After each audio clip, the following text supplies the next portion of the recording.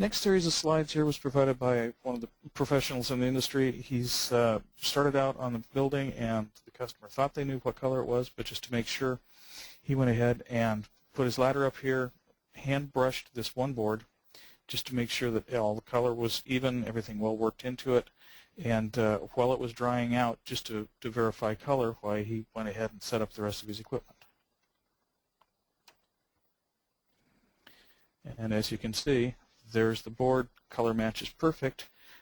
And this really does give you a great idea as to there is no time to panic. I just put this color on and it doesn't match. Well, yes it does. You can see several different varieties and shadings of how it does change as it dries and cures out. So take your time, make sure with samples that you give everything a good chance to try and cure before you make your choices, but it's well worth the time invested. And here he's in the middle of the wall, and as you can see, he's working by himself, so he's just working with a small area at a time, and he's got a nice feathered edge here, so he can work back and forth in and out of that feathered edge, and there's no worry of it drying out before he gets done with, you know, a 2 or 3 foot wide band here. You'll also notice up here he's left this whole panel without anything on it. This guy up here doesn't have anything. He's also got a ladder resting up against this one. So he'll come back after he gets done with this, the remainder of this wall, move his ladders, reset everything, and hit these panels that he's missed. Here again, he's using the butt joints in these panels to his advantage. There's the finished job. The last thing you want to do is set your ladder up against wet finish, so also make sure that even though these are wrapped and padded, you don't want to be up there while he's walking around and start rubbing through the finish before it's had a chance to cure out. Backbrushing, we spoke a little bit about when we were talking about selection of paintbrushes. Get a good quality brush and put it to work. Wear it out. You're trying to actually get everything bonded together here. He's going to be rubbing this back and forth, back and forth, back and forth to make sure that it's not just sitting on the surface of the wood, but it has actually worked into the fibers of the wood.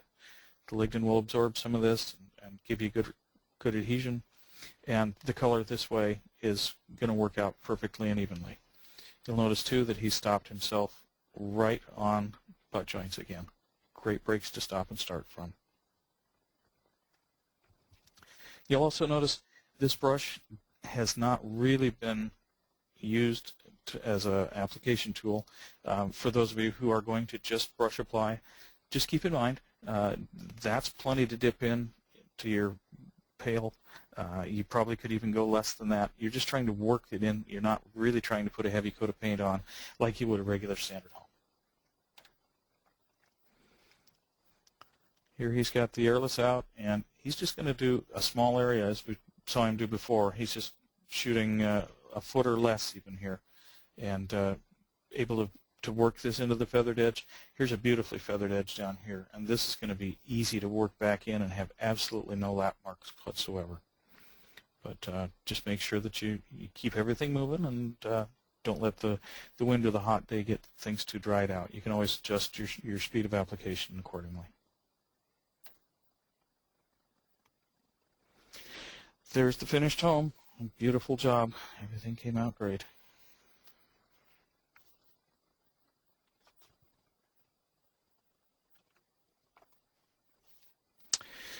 Staining log ends. Log ends will wick someplace in the neighborhood of about 10 times as much moisture through them due to capillary action as the face of the log will absorb moisture. So make sure that you get all the saw marks off here, all these rough edges. You can see the saw cuts every pass of the tooth, so to speak. Make sure that you've got that ground down with that belt sander. It'd be great to go down to 80 or 100 grit paper and have a nice smooth finish so that water droplets don't want to cling to any of those fibers that are there on the end of the log. And when you get done with that, you'll go ahead and stain and top coat that with log end seal. Log end seal just resists water and yellowing. It adds a nice soft sheen and will give some UV protection due to reflection, and of course has no oils in it. None of our products do anymore. but it does a nice job of filling in all the rest of the roughness and helping things get evened out so that you don't have spots for moisture to collect naturally. And here's a great time to use up, if you've got a bunch of these old foam brushes around, you're just looking for a nice even application, thin coat of log-end seal. Make sure that this gets a chance to cure completely. It'll clear out when it gets cured, and then you can go ahead and put on your top coats.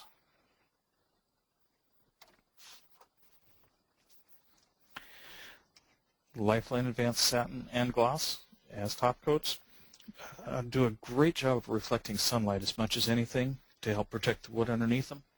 And if we talked about with the UV boost, anytime you can find a way to refract light or prohibit light from getting into the wood surface itself, you've done yourself a big advantage. So well worth the do. Looking for features in a top coat, you're looking for something that has mildew inhibitors, that is breathable and flexible, like we talked about with the color coats, so that it can expand and contract with your logs. Also, here again, we're adding another thin coat, and that's going to make it a little smoother, a little thicker. It's going to give the ability to keep the surface clean just because it's that much slicker. Also, it's going to throw a little bit of a depth of color to this so far as how your finished look is. It's going to give an actual depth and richness to it. Also, you're going to get enhanced performance, like we said, with ultraviolet protection with the top coats. Do make sure, just like we talked about before, mix it well before and every 15 minutes, and keep going, mix and mix. Here's a slide we put together off our test panel down. They actually set this out in our production facility in Knoxville, Tennessee, out in the parking lot off the loading dock. And after a year, they came back and just to see how much really did collect on an exterior stain that didn't have a top coat as compared to one that did have. Pretty self-explanatory. A panel on the left, a lot of debris on there, a lot of discoloration, and certainly justifies the existence of top coat on the right-hand side there. Much easier to keep clean all by itself, as well as debris just doesn't seem to collect to it. Beautiful home here with advanced satin on it. A nice, very low luster. You can see a little bit of reflection off it, but for the most part, it's just a nice, soft finish. Now, Lifeline Gloss. Here again, if you're in a real high UV area, it might be a good idea to give it some consideration to protect the logs. Just a little bit extra with that gloss to reflect everything. This home, picture A and then picture B floating in here, actually has been untouched for 4 years. They didn't wash it. They didn't do a darn thing to it, even though we recommend washing once a year. This has had nothing done to it, and pretty amazing. It's the reflection is almost equal, panel A to panel B here, but great protection for the surface underneath it. Comes time to wash. Make sure log wash is our product, and great one to use. 1 cup per gallon is all you need to do with a gallon of water, and it'll remove dust, dirt, pollen, just about anything that's settled on there so far as algae. It won't harm finishes that are in good condition, and it's safe to use on chinking and sealants, and of course is environmentally friendly.